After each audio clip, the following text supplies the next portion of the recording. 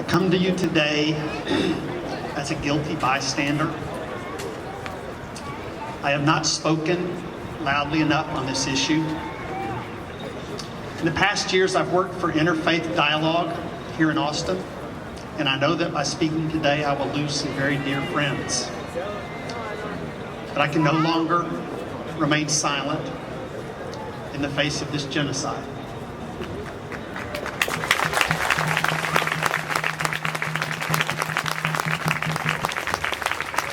You know the charge as someone who stands up for Gaza is anti-Semitic. But if it's anti-Semitic to question the policies of Israel, then the prophets of Israel were anti-Semitic.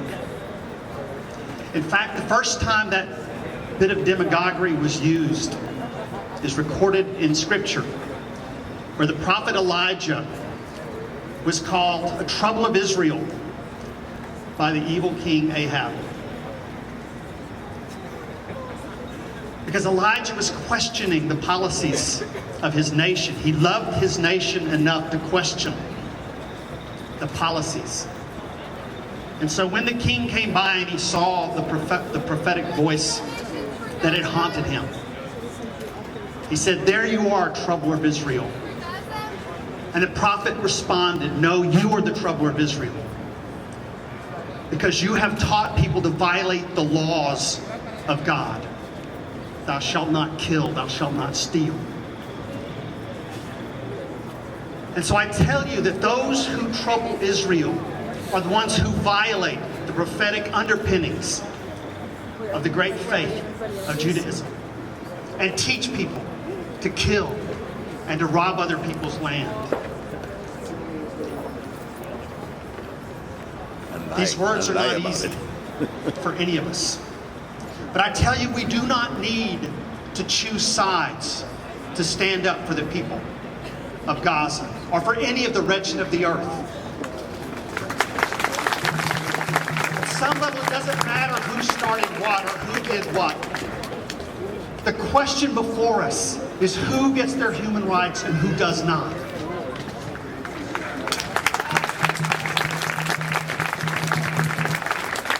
There's a time when each one of us must choose between being the friends of humankind, which means standing up for universal human rights, and choosing fanaticism of nation or of religion.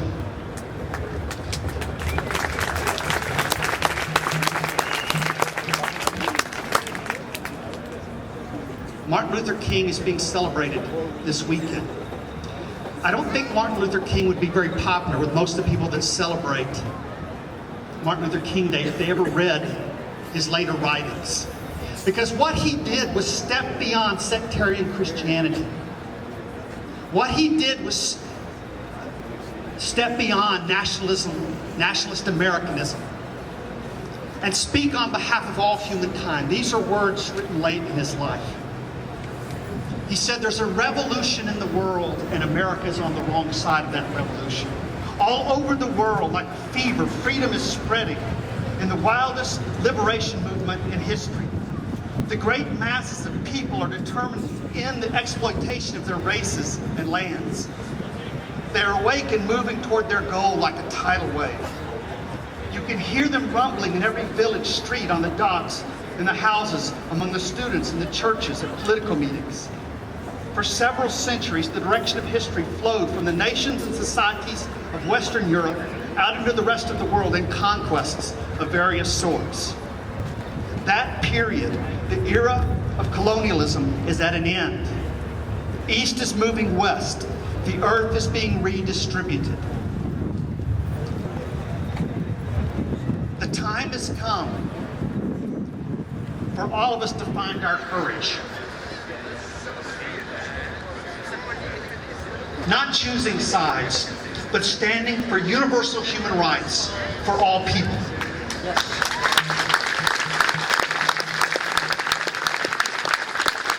If you're going to oppose the terrorism of anarchists, that send bombs across boundaries, then we also have to stand up against state-sponsored terrorism.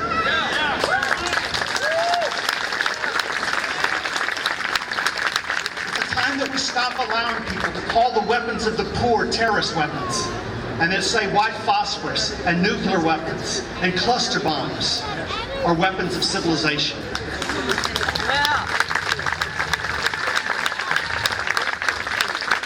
But if we are going to be friends of humankind, then every one of us must be greater than the nation that we love. And every one of us must be deeper than the religion which we serve. If there is to be hope for humankind, then we must all realize that the true jihad is the struggle for peace and justice.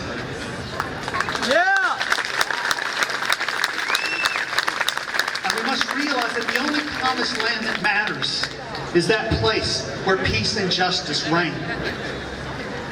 And finally, we must realize that the only chosen people who deserve that title are the ones who stand for peace and justice for all of God's children.